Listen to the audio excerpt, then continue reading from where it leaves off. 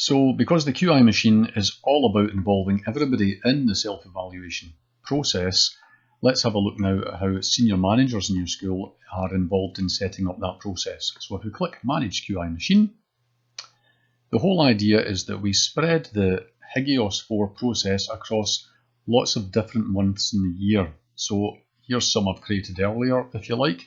In the month of June, we've got 3 evaluations that have already been entered for staff to complete. In these months here, we've got none. January has 6, February has 4, and so on.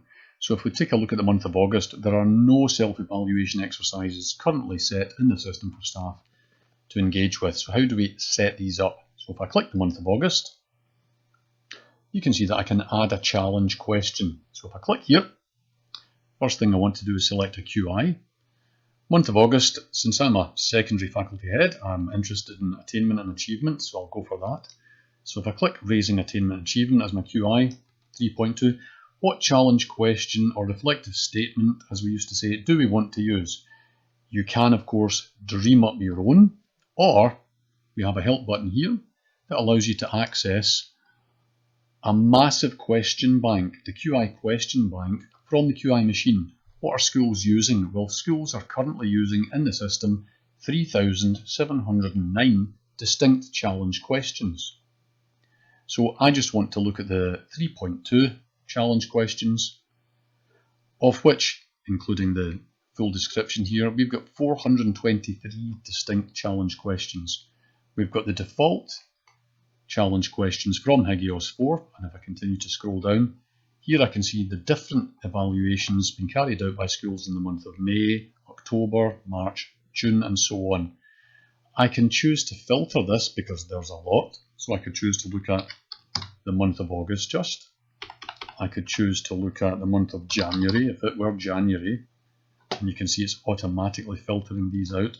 Or, given that it's August and I'm looking at SQA results, I could choose to filter by SQA.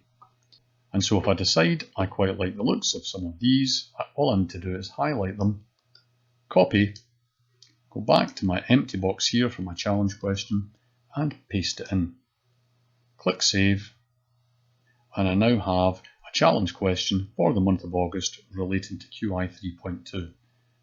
I can edit it if I wish, and I can delete it if I wish. And so I can add any other ones I want relating to any other QI. And I can look up my help screen if I want and decide, yep, so I've just selected 1.1. I can look up the question bank for 1.1. I could look up a month if I want. Look at what other schools are using.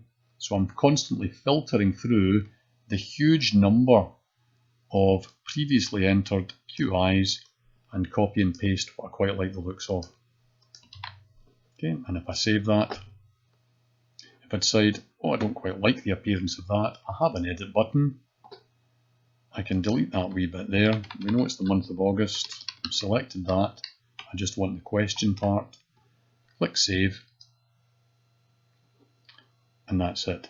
And what that does for the system is it says I've now got 2 challenge questions or self-evaluation exercises for the month of August in 2023. 2022-23. If I go back to the menu, so having done that, our different subject areas, departments, groups, whatever, across the school are now ready to engage in the self-evaluation exercise. So for example, the technical department could start to engage in the month of August, and here are our 2 challenge questions. That would appear for every subject area in the school for the month of August.